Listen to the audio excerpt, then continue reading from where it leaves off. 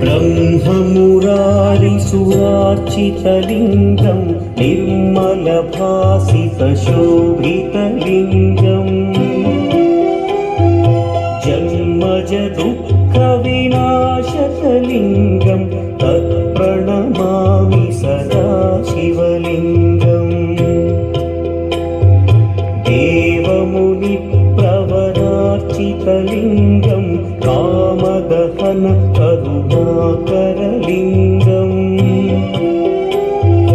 रावणदर्पविनाशकलिङ्गं तत्प्रणमामि सदा शिवलिङ्गम्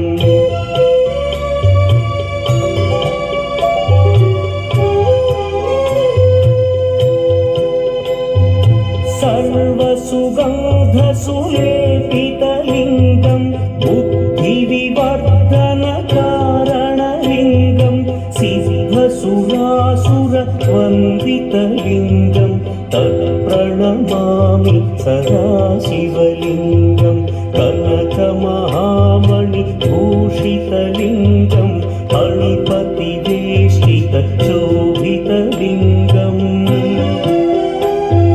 दक्षसुयज्ञविनाशनलिङ्गं तत्प्रणमामि सदा शिवलिङ्गम् कुङ्कुमचन्दनलेपितलिङ्गं पङ्कजहार सुशोभितलिङ्गम् सञ्चितपापविनाशनलिङ्गं तत्प्रणमामि सदा शिवलिङ्गम्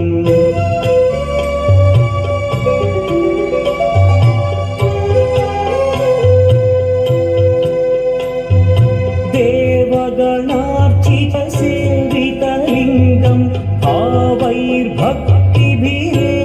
च लिङ्गं दिनकरकोटिप्रभाकरलिङ्गं तत्प्रणमामि सदा शिवलिङ्गम् अष्टदलोपरिवेष्टितलिङ्गं सर्वसमुद्भवकारणलिङ्गम्